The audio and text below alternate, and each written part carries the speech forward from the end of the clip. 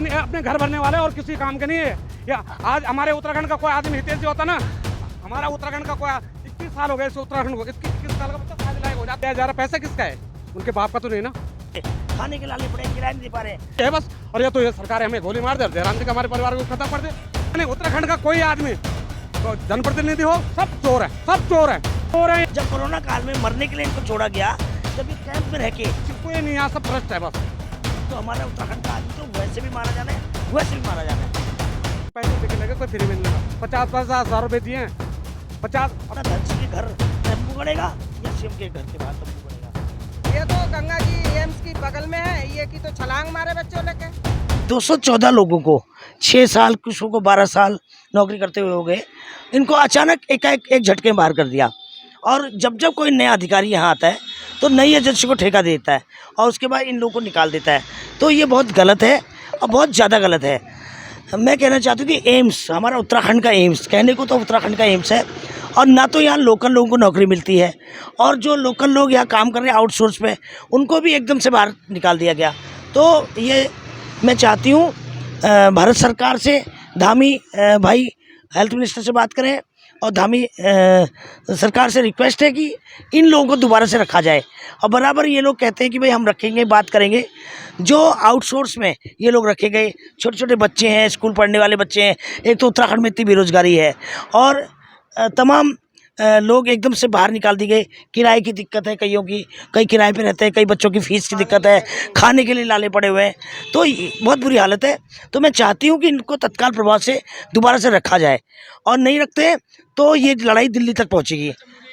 चलो अभी कुछ लोगों को रखा गया, वो भी एजेंसी शेडिंग करती है।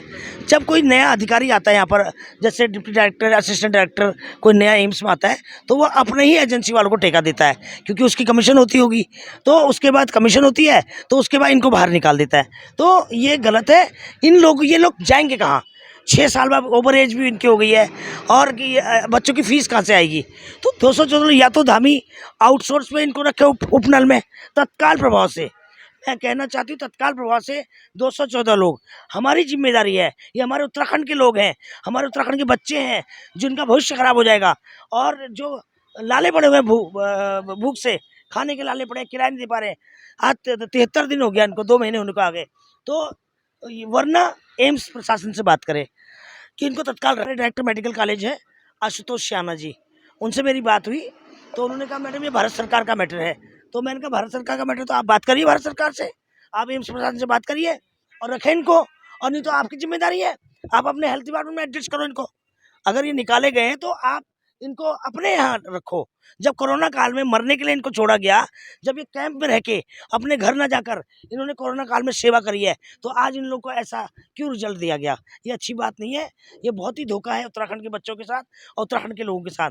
इसी तरह यहाँ पर जो लोग आते हैं, और वो लोग 85% हमारे उत्तराखंड के लोगों का इलाज होना चाहिए, और मैक्सिमम हरियाणा, सहारनपुर, बाहर के लोग यहाँ भर्ती होते हैं। उत्तराखंड के लोग बहुत ही कम ये लोग लेते हैं। बाद में बेड नहीं मिलता, बेड नहीं मिलता। और फिर इनकी एक बहुत बड़ी गलती और भी है कि यहाँ पर ये लोग कई जितने भी ये गाड़ियाँ वाले, क्या कहते हैं इनको, गाड़ी यह है, इनसे प्राइवेट अस्पतालों में भेज देते हैं। बेड नहीं है, एम्बुलेंस से ठेका, बहुत गंदगी है यहाँ पर, क्योंकि एम्बुलेंस वालों से कॉन्ट्रैक्ट करते हैं, वो प्राइवेट अस्पतालों में भेज देते हैं उनको। और वहाँ जाके हर पहाड़ का आदमी, पहाड़ में इनके इलाज होते नहीं है, एक अस्पताल इनके पास नहीं है, सब एम्स आता है और एम्स से चले जाते हैं प्राइवेट हॉस्पिटल। यहाँ बेड नहीं है कह दिया जाता है, फिर वहाँ जाके लाखों रुपए का बिल बनता है। तो हमारा उत्तराखंड का आदमी तो वैसे भी मारा जाना है, वैसे भी मारा जाना है। आज के बाद, इससे पहले भी मैं साथ में थी, ये लोग मेरे पास आए थे, उस वक्त भी मैंने आवाज़ उठाई। आज के बाद अब मैं इनके साथ हूँ, और उसके बाद अगर मुझे दिल्ली तक भी जाना पड़े इनको लेकर, तो मैं दिल्ली तक भी जाऊँगी, अगर सीएम आवास धरना देना पड़ी, जरूरत पड़े, क्योंकि यहाँ इनको कोई नहीं पूछेगा। तो हम इसके बाद अगला कदम सीएम साहब से मैं कहना चाहती हूँ, फटाफट एक्शन ले लीजिए, वरना धनसिंह के घर टेम्पू गड़ेगा या सीएम के घर के बाहर टेम्पू गड़ेगा। नहीं जी, हमारी मांगे खाली हमें रोजगार दिया जाए, क्योंकि हम यहाँ 7-8 साल से जॉब कर रहे हैं। जॉब में हमारी कोई कहीं भी कंप्लेंट नहीं है। नंबर हमने अच्छे ढंग से यहाँ पे जॉब करी है। कोरोना काल में हमने अपने घर परिवार को छोड़ करके हमने यहाँ पे जॉब करी। जितने भी फौजी, एक्समैन फौजी थे, वो सब भाग के चले गए थे। दूसरी बात, हम ये नहीं कह रहे सरकार से हमें परमानेंट कर दीजिए, हम कह रहे हैं जैसे हमारी दिहाड़ी चल रही वैसे चलने दीजिए। दूसरी बात, हमें मिल रहे थे वहाँ पे टोटल 15,000 रुपये, आर्मी रिटायरमेंट को मिल रहे हैं 27,000। पैसा किसका है? पैसा किसका है? ऊपर से केंद्र सरकार कह रही है कि आप मैनेज करें। मैं ये उनको 27,000 रुपये दे रहे हैं प्लस पेंशन दे रहे हैं। हमारे पास एक रोजगार था, उसमें हम अपना जीवन यापन कर रहे थे। 15,000 में हम भी खुश थे, हमें कोई ज़रूरत नहीं। लेकिन अब देखो उनको 27,000 रुपये दिया जा रहा है। पैसा किसका है? उनके बाप का तो नहीं ना, हमारे आप पब्लिक का पैसा है वो। और दूसरी तरफ सरकार कहती है आप मैनेज करें अपने से रिटायरमेंट आर्मी से, उनके पास जबकि ऑलरेडी पेंशन है, ऑलरेडी उनके पास पेंशन है। ये सब झोल मोल हो रखा है उत्तराखंड में। कोई चाहे वो कोई सरकार है, चाहे वो किसी कोई नहीं, यहाँ सब भ्रष्ट है बस, यहाँ नीचे से ऊपर तक। और हर हम जो जितने भी लोग लगे वहाँ पे पैसे दे के लगे, कोई फ्री में नहीं लगा। 50,000 रुपये दिए हैं, 50। और क्या प्रशासन को पता नहीं है? प्रशासन को सब कुछ पता है, क्योंकि ऊपर तक पैसा जाता है। के लोग तो अब मैं समझो 2 दिन आते हैं, हमारा विधायक, हम रोड पे सोए, हमारा विधायक हमसे नहीं मिला। हमारा विधायक वो अपनी वकालत कर रहा था, वो वकालत कर रहा था। क्या हमने उसको वोट नहीं दिया? यहाँ पे हमने उसने वोट नहीं दिया क्या? यहाँ पे हमारी परेशान, हम उसके ये नहीं कह रहे कि हमारे खेत में तो हल लगा। हम कह रहे हैं हमें रोजगार दिला भाई, जहाँ हम थे वहाँ लगा दे। हम उसको ये नहीं कह रहे हमारे खेत में तो हल लगा ले। हमें 22 फरवरी से जी हम यहाँ पे, हाँ जी, और भूखे प्यासे हैं, बैठे हुए हैं हम।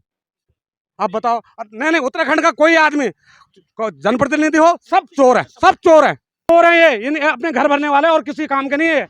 या आज हमारे उत्तराखंड का कोई आदमी हितैषी होता ना, हमारा उत्तराखंड का कोई 21 साल हो गए इस उत्तराखंड को, 21 साल का बच्चा शादी लायक हो जाता है। क्या विकास हुआ यहाँ पे? शोषण हुआ। और क्या बहुत मोस्ट वेलकम करते हैं हम जो हमारे पास आए बेचारे। बाकी मुझे तो हमारे जगह भावना पांडे जी हमारे साथ, हाँ सर, भावना पांडे। अब हमारे पास तो कोई वो है नहीं, हमारे पास तो एक समुद्र में डूबने के अलावा विकल्प तो है नहीं, नजर नहीं आ रहा हमें, क्योंकि यहाँ के खाली वही है बस। और ये तो ये सरकार हमें गोली मार दे, जयराम जी का हमारे परिवार को खत्म कर दे। और हमारे पास यहाँ पे रोजगार क्या है? अटल जी की देन थी, ये अटल जी की देन थी जो एम्स यहाँ पे बना है, उनकी देन है, हम मानते हैं। और हम तो कोई ये भी नहीं करें कि हमें परमानेंट करो तुम। अरे जैसा जिसका चूल्हा चला चलने देते ना, रोजगार। और उनको ये झोल मोल कहाँ हुआ? क्या आर्मी वाले, हम उनकी इज्जत करते हैं, रिस्पेक्ट करते हैं आर्मी वाले। ये है कि बेरोजगार जैसे हो रखा है 3 महीना से, तो इनको पहला काम है रखना चाहिए एम्स वालों को, और बाहर के लोगों के आकर को यहाँ भर्ती कर रहे। और जो फौजी हैं उनका तो डबल तनख्वाही हो गया, उनका मिल रहा सरकार से भी और यहाँ से भी, एम्स से भी। और जो एम्स के लोग थे वो तत्काल निकाले गया था, कोई ना नोटिस ना कुछ, कोई मतलब नहीं है। तो ये कैसे अपने बच्चे पालेंगे? ये तो गंगा जी एम्स की बगल में है, ये कि तो छलांग मारे बच्चों लेके। मैं तो ग्राम प्रधान हूँ बीरपुर खुर्द से, हमारे लिए आई है समर्थन में।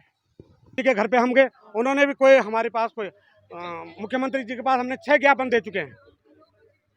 आपके हमारे जो विधायक हैं प्रेमचंद अग्रवाल, इसके लिए हम रोड पे सोए। इसके पास मिलने का टाइम नहीं हमारे लिए।